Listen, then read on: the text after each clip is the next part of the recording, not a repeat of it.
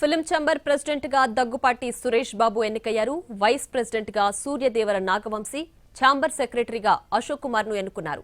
అలాగే ట్రెజరర్ గా ముత్యాల రామదాస్ ఎన్నికయ్యారు. స్టూడియో సెక్టార్ నుంచి వైస్ ప్రెసిడెంట్ గా కిరణ్, డిస్ట్రిబ్యూషన్ సెక్టార్ నుంచి వైస్ ప్రెసిడెంట్ గా భరత్ చౌదరిని ఎన్నుకున్నారు.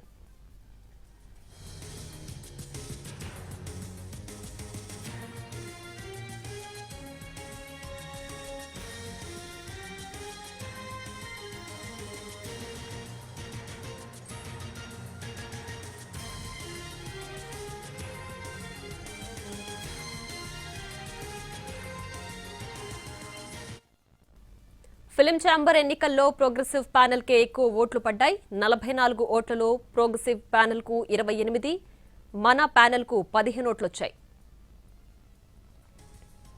ప్రొడ్యూసర్స్ సెక్టార్లో మన ప్యానెల్ నుంచి 7, ప్రోగ్రెసివ్ ప్యానెల్ నుంచి 5 గెలిచారు.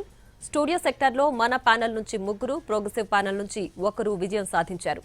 అలాగే ఎగ్జిబిటర్స్ సెక్టార్లో ప్రోగ్రెసివ్ ప్యానెల్ నుంచి 14 మంది, మన ప్యానెల్ నుంచి 2 గెలిచారు. ఇక డిస్ట్రిబ్యూషన్ సెక్టార్ ప్రోగ్రెసివ్ ప్యానెల్ నుంచి 8 మంది, మన ప్యానెల్ నుంచి 3 గెలిచారు.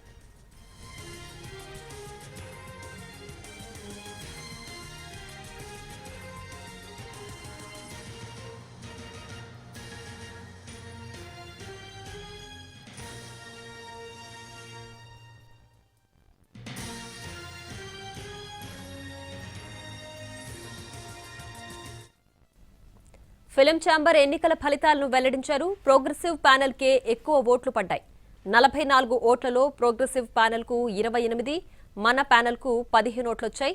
దీంతో ఛాంబర్ అధ్యక్ష, ఉపాధ్యక్ష సెక్రటరీ పదవులు ప్రోగ్రెసివ్ ప్యానెల్ పరిధిలోనే ఉండనున్నాయి.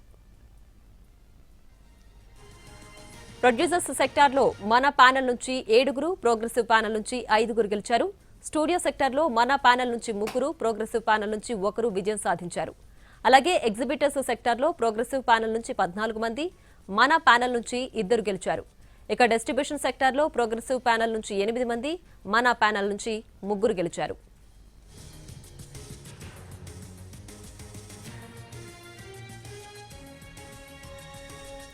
ప్రశాంతమైన వాతావరణంలో ఫిలిం ఛాంబర్ ఎన్నికలు జరిగాయన్నారు నిర్మాత సి కళ్యాణ్. సెక్రటరీగా కె అశోక్ కుమార్, ట్రెజరర్ గా ముత్యాల రామదాసు, జాయింట్ సెక్రటరీలుగా విజయేందర్ రెడ్డి, మోహన్ ఓట్లపట్ల. ఇవన్నీ ఎనానమస్ గానే జరిగినాయండి. మంచి వాతావరణంలోనే ఎలక్షన్ అంతా ఫినిష్ చేశాం. బట్ ఓన్లీ వన్ ఫీల్, నేను చాలా బ్యాడ్ గా ఫీల్ అయ్యాను ఈ రోజు.